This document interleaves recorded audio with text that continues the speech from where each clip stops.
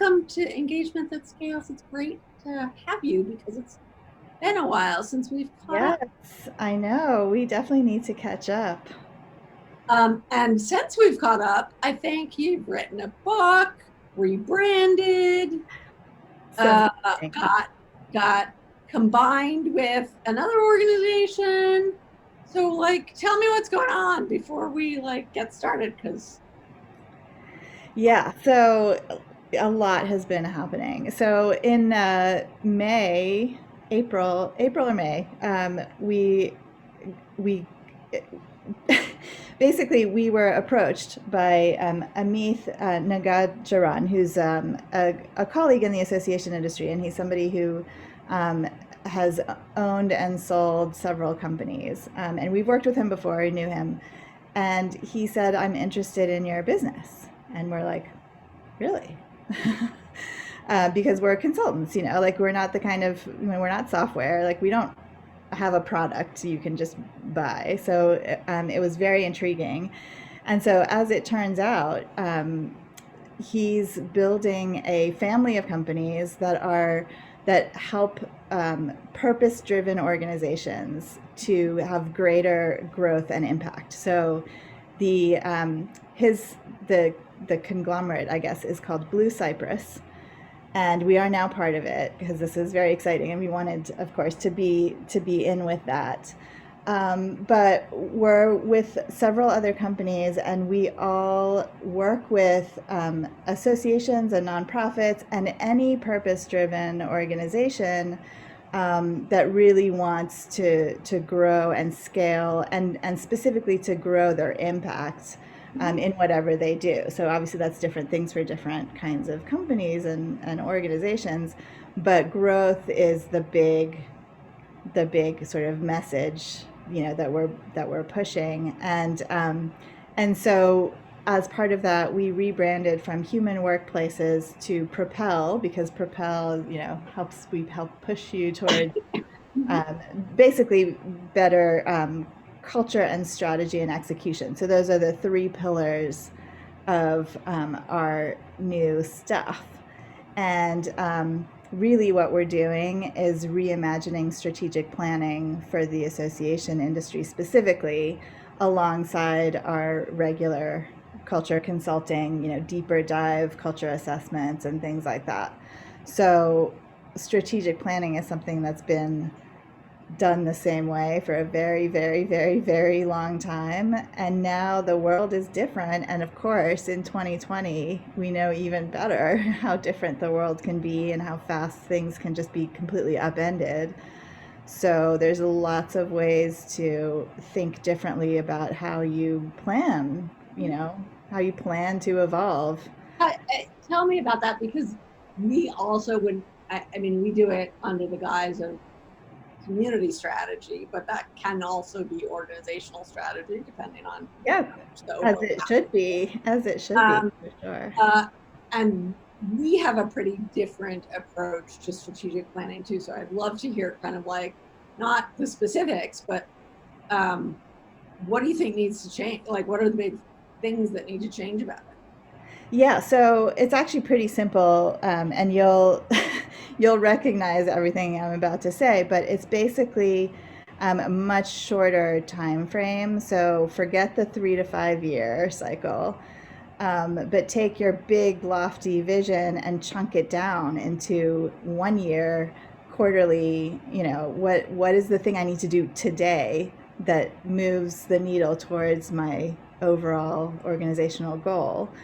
And then spreading that out through the whole organization. So every individual has a part to play in achieving the strategic goals, right? But it like normally people don't think about that ever, or they don't know what their part is, or they're just not connected to it. Strategic planning is something that's done by the C-suite far away. And I, so I have a listening connecting it. right now to a nonprofit that has been going through months and months of strategic planning, but nothing seems to ever actually Nothing trickles down. or Nothing happens. trickles down or Like happens. it's Exactly. Yeah, exactly. And then the third big piece is, of course, we're culture. consultants, and we have now worked with hundreds of different organizations, and we know that culture is often the big missing piece to getting things done. So it can, if there's no attention paid to culture, it gets in the way, through lack of communication and just lack of engagement, and all of these things that we've talked about a million times. But now we can start to prove that having a good attention to culture can directly affect your bottom line or your impact or your ability to serve your members if you're an association, or any of these things. So it's actually like super exciting work. So I'm also curious. Culture change is such an onion, right? Like, how do you, when you go in somewhere, how do you peel that onion? Does it depend on what's going on? No. No. Well, yes and no. So we have multiple different ways of peeling that onion. Our previous work was focused around our culture assessment, which drills into how people experience the workplace today. So it's not about an ideal culture. Mm-hmm. It's like, here's how we do, here's how we do transparency, or here's how we do collaboration, or here's how we do innovation right now. And all of it's written up in a positive way. So this could be exactly what you need to be doing, or it could be that there are places you can change. So that's one way to look at it, and that requires, any culture assessment requires a whole organization to take the assessment, right, or a big percentage of it. So it's a system-wide kind of look. But through our aggregate data, after several years of looking at this stuff, we've now identified a bunch of culture patterns, which are really interesting and which seem to be applicable to many, many, many organizations. And then, we can have the conversation about, exactly in which ways are you like this or different from this.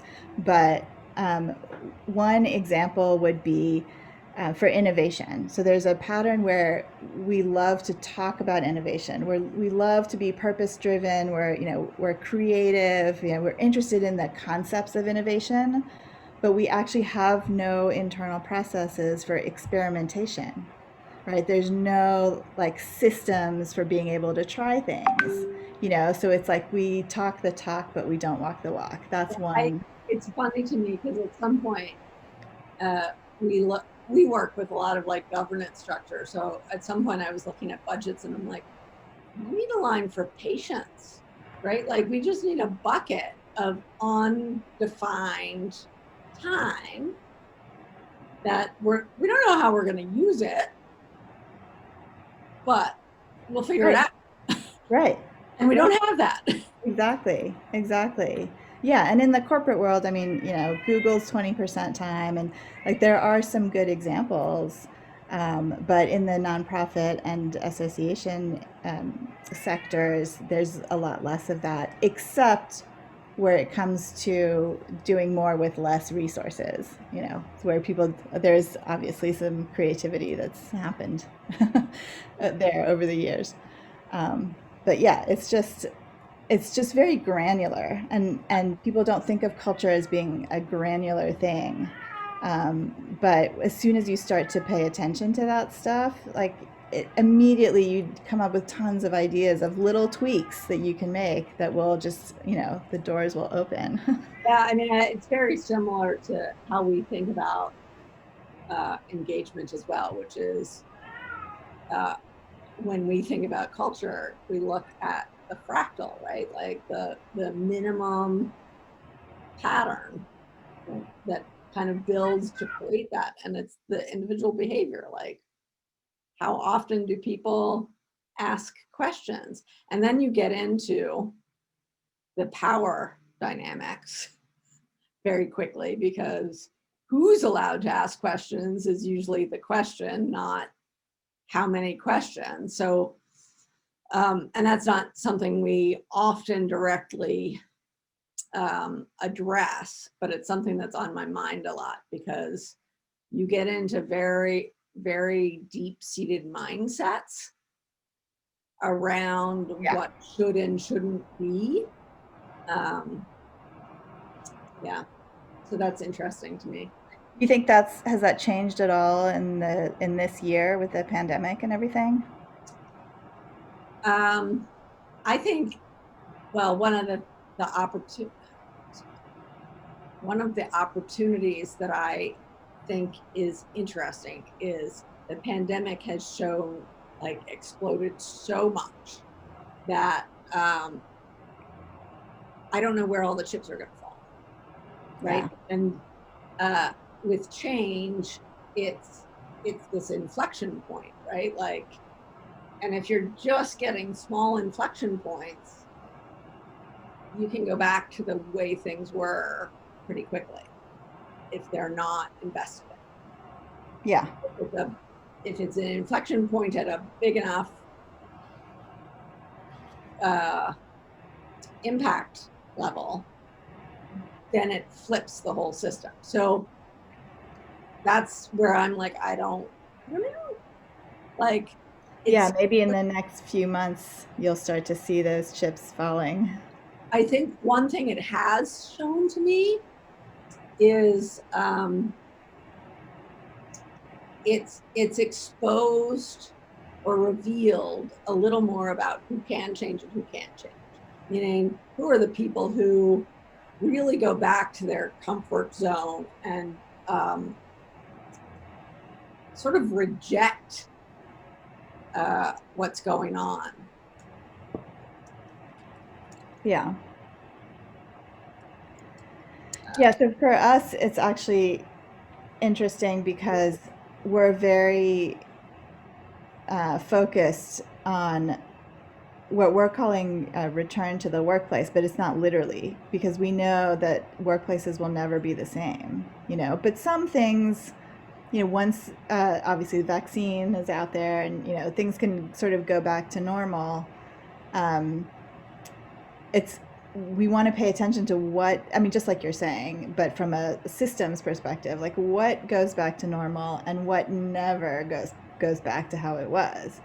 And definitely the ability to collaborate remotely, of course, even if some people are back in the office, it's never going to be the way. Like you don't have to make the argument anymore that people can work from home, because people have been doing it. The real insight that I'm seeing that is encouraging is I just started an engagement for the CIO of a very large company who is basically saying we're never going back and we're going to have a hybrid work environment.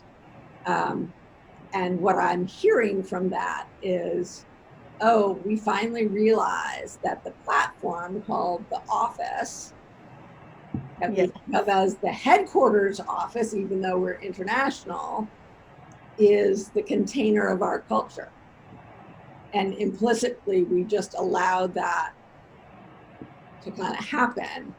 And, oh, we should actually be more explicit about this. And what is the office good for? And what are what's the infrastructure we need to have across the entire employee population that really is the centralized point of engagement for everybody, that I don't want to say holds the culture, because that's never what infrastructure does. Yeah. But is the primary support of connecting across the entire company. So yeah, I mean, that's a level of mindset shift that I don't, and a level of prioritization that I didn't see prior. Yeah, I mean, for us, what we've seen is if you had some culture issues before, they're way exacerbated now. If you had conflicts or, departments that didn't talk to each other, like anything like that, lack of information and people getting frustrated by it, all of that's been exponentially exposed. The So, risk that I see, though, is in companies that have done, or organizations that have done lift and shift, meaning we're just going to have a zillion meetings on Zoom all day. mhm. Um, their employees are actually working more hours and harder. And so the perception for them of virtual or digital work is that it's worse than working in the Yeah, office. yeah, And of course, my perspective, working on the other side of that, is like, you're doing it all wrong. But I worry about that because uh, there is a portion of people that will have a backlash to the virtual. yeah. No, I definitely agree with that, and it's interesting because there's such a sort of experimentation basically in terms of, at first it's like all of our existing meetings just were made virtual because we're thrust into this position. But then it's like, okay, well, we need to keep people more connected, so we should add some meetings, add some daily huddles that we didn't used to do. And then, you start to think, okay, Zoom fatigue, this is way too much. People are just, they can't deal with it. So you pull back. So just watching all of this unfold, is really fascinating. It's actually interesting because I'm on a couple of volunteer committees board for nonprofits. And I tend to have more meetings with them than I do for work, even though I'm doing less work for them. And Yeah. my attempts to try and get them to work out loud online asynchronously are Culture change. not fabulous. And Uh, and it's fascinating. The latest iteration of that is like, oh, our CMS has comments, and I'm like, I don't know that, like, that's not a conversational tool, right? Like, yes, I can add comments, but like, it's clunky. And yeah. so there's not a lot of bringing together of technical comfort and social comfort. Well, that's the whole other fascinating thing is obviously companies that do virtual conferencing have exploded, and there's just so much experimentation in that space, and I think there's new technologies we don't even really know about yet, more on the corporate side or on the internal intranet side, that that will start to try and address some of these uh, things. it's actually interesting because that's been one of my biggest complaints about uh, community platform vendors is they've never done any kind of templatizing or structure to engagement patterns. They kind of like, Yep. they have a discussion board, but they don't add on, okay, how can you use it to do an AMA? How can you do this? How can you do that? Like, there's all these different kinds of events that you Right. can hold in a community, but right now it's dependent on either the community manager, if they have one, being creative enough to figure that out, and or integration to something else that does that. And um, it's a huge opportunity. And actually, when we measured our audience for different uh, levels of satisfaction across different dimensions of platforms, that was one of the biggest opportunity spaces there, even before this pandemic hit. Yeah. Yeah, we've seen that a lot too. And just the ability of platforms to measure engagement in different ways. Like not everybody. I'm working with a client now, who has scientists as their community members, and they're very active, but they don't discuss anything. It's not conversation, but they're creating articles, they're discussing, I mean, they're commenting on each other's articles, they're doing all kinds of videos and infographics. I mean, they're just very, very content heavy, but like in the back end, it doesn't count, because they're not, I mean, a few of them are creating the posts, but a lot of the posts are put up by staff. So it's also interesting because not all vendors, but some vendors have gone towards the like engagement index thing where I'm going to give you one number that's going to, and it's the same across all people, all companies in my platform. And like, we're going to figure out what good engagement means. And I'm like, because it's different. It's even different among one organization if you've got two different communities. Like, exactly, they serve different purposes, and so you need a whole different level. And the other thing that's always fascinated me, and I think is kind of the next generation of potential in communities too, is very few, like, kind of like the comment you had, which is everybody talks about innovation, but people actually don't mind the communities create meaningful reports out of them. yeah. And so I said to somebody recently, we do the state of community management every year. Yeah. And I was like, all of our customers should have the state of X community. Like, yes. And it should be qualitative and it should be quantitative, and it should contextualize what you're learning from the community. But that's not funded, right? Like, you need funding for that, right? And if you've got one community manager, like, right, that's just too much. But and that would be, I mean, and we've seen it at the CR because we're doing that annually. The ability for us to innovate over the last decade has been huge. And it's because I've loved watching this conversation to research, conversation to research. Like, it's this cycle, there's not an end to it. And it always surprises me that people don't see that potential or that use, or I don't know. I'm like, it's the biggest value you have in your community, and you're not actually taking advantage of it. We started to see that change a little bit. But. Yeah, I think part of the issue might be that when these things are discussed, it's like the potential, it's when you're launching a community, but then it takes so long to get to the point where you actually have data that you've forgotten all about the big ideas that you might have had, when you were launching. Yeah, and the dynamic is still not it's not a obvious or intuitive one to most executives, because it's not a cause and effect. It's an indirect thing, and it's a compounding thing. Like, you socially norm new behaviors, which is behavior changes how you generate impact or economic value, or like whatever you're trying. Well, and I think the platforms don't necessarily provide the right amount of data either.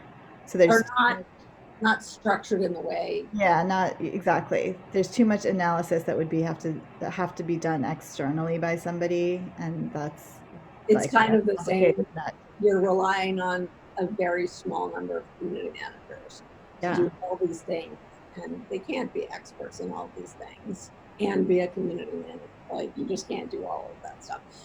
What was interesting this year, I probably could have done it other years. I didn't think to do it, but I had enough data to look at cost per member per year of communities. And what was really interesting is you saw the flip side of the compounding curve, which is it was a fairly high cost in the first year, and that cost actually went up in year 2 and year 3, even though membership was also going up. And it's because you're investing in all the infrastructure to support that normed behavior, and you're changing governance, and you're changing management, you're changing how you think about content, and you're changing metrics. And so there's a lot of investment to that process change. And then it drops to the floor, right? So the first stage is we're experimenting, we're trying to figure it out, then we're investing to make sure that's scalable, and then we're getting the benefit. So you're looking at, and communities have ROI before that, but you're not getting the exponential ROI until year 3 or 4. Yeah. It's really tough for organizations Yeah. to grasp investing and all of that stuff. Yeah, managing expectations there, because people still don't know that it takes a long time just to get it up and running. Just does not happen overnight. The whole business management world is really oriented towards very direct, very short-term returns, um, to the detriment of value creation, honestly. And I'm not 100% sure how we necessarily change that for the majority of organizations, because like it rolls up to the stock market, right? And Yeah, no, the of course. stock market kind of pervades thinking all the way down.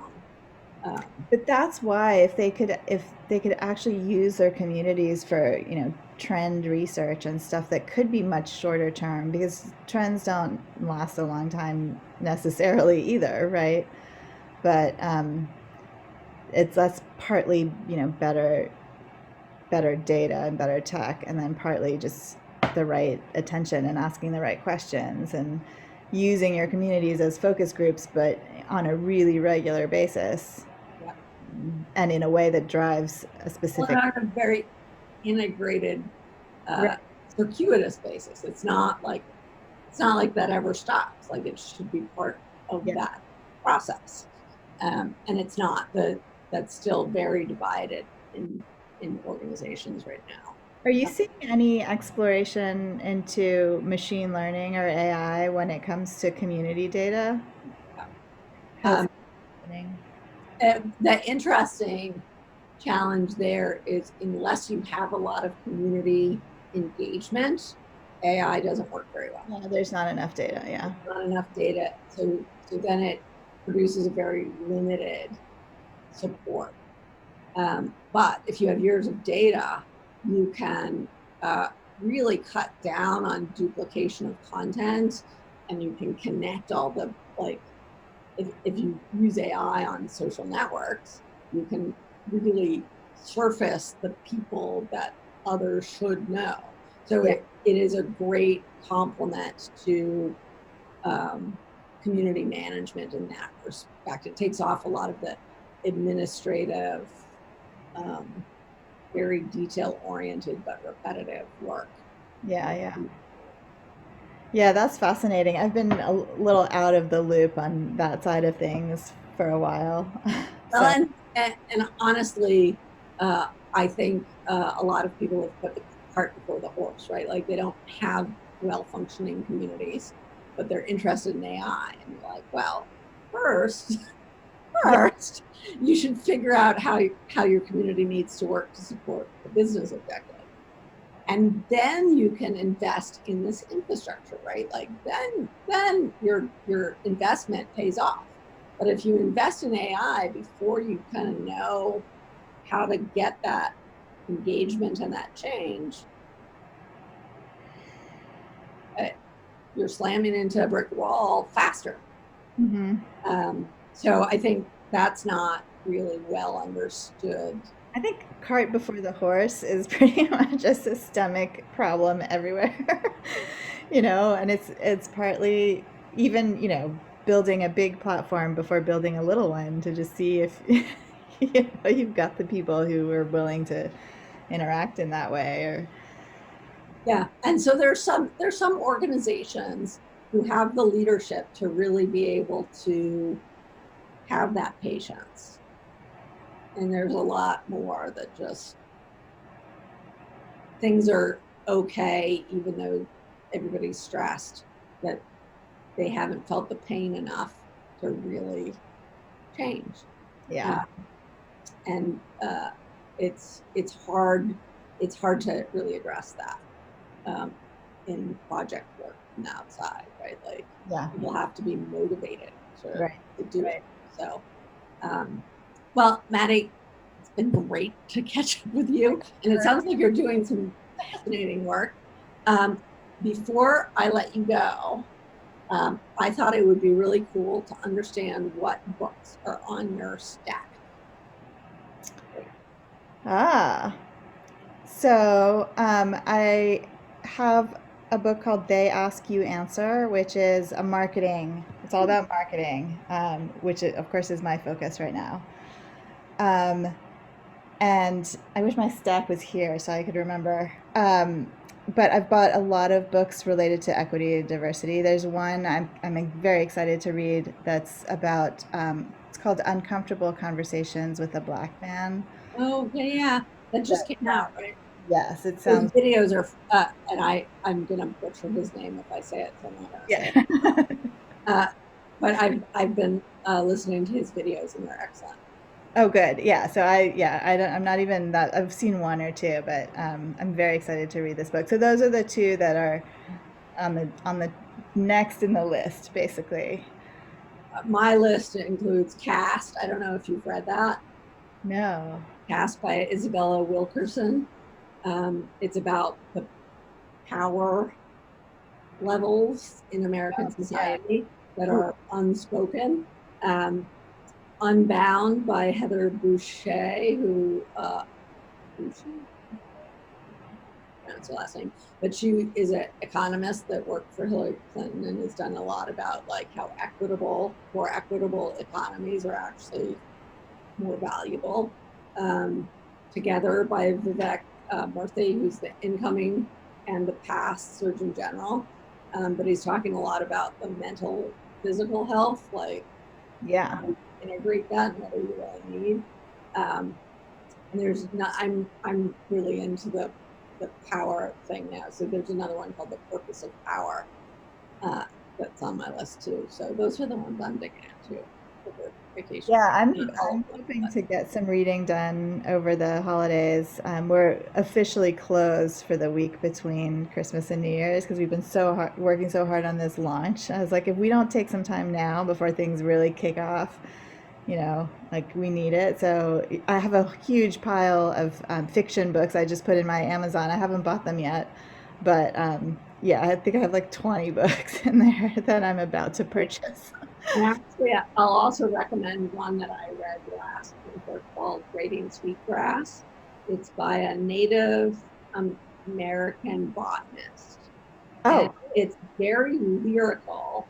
And it's kind of like a combination of essays. So you don't necessarily have to read the whole, like you can kind of read a chapter, but she kind of weaves social stuff with personal history, with botany and the understanding the relationship between things in the world.